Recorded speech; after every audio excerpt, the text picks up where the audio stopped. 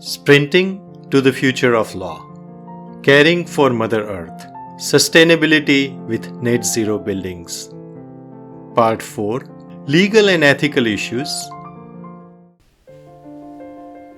In the previous part of this issue, we talked about who should be interested in net zero buildings.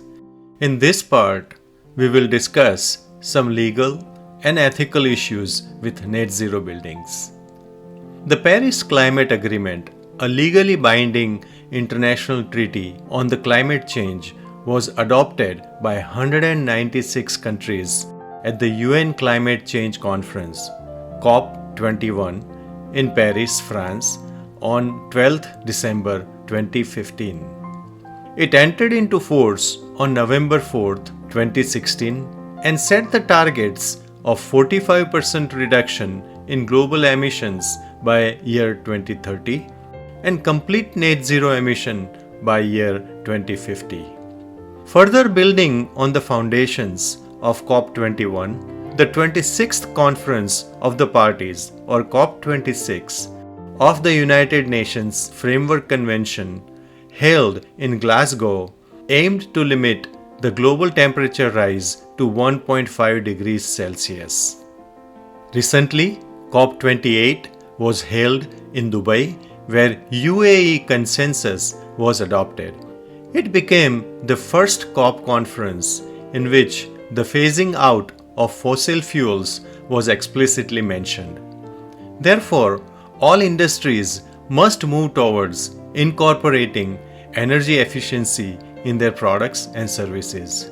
All of these international treaties are now driving countries to develop and modify their environmental laws and regulations.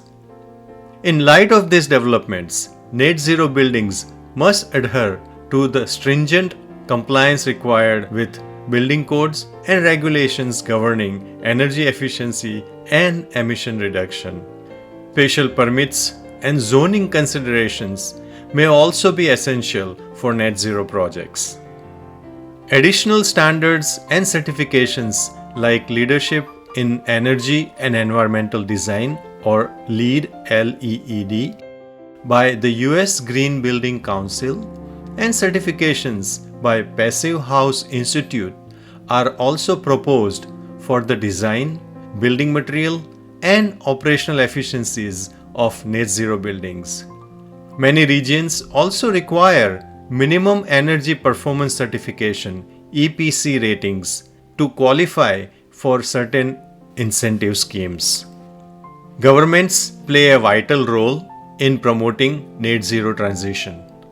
They, in partnership with private sector entities and non-governmental organizations, can incentivize the growth of net zero technologies and projects through financing options and incentives such as subsidies and post-purchase rebates for purchasing equipment, grants for research and development, bridge loans and credit guarantees, low-interest sustainability-linked loans, green bonds and blended finance, extension of tax offsets, and tax credits.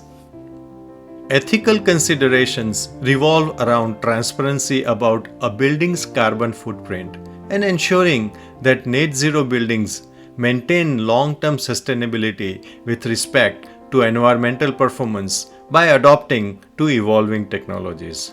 However, we are seeing the increasing number of accusations of lip service and greenwashing. Some examples include misleading labeling of products, vague or exaggerated claims, deceitful advertising, incomplete information or half-truth, incorrect association through imagery or symbols, false certifications, and token effort just for the show. While legal issues are mostly related to building codes and internationally accepted treaties, ethical issues related to environmental claims and compliances are at the heart of the net zero building concept. In the next part of this issue, we will look at some important considerations for net zero buildings in India.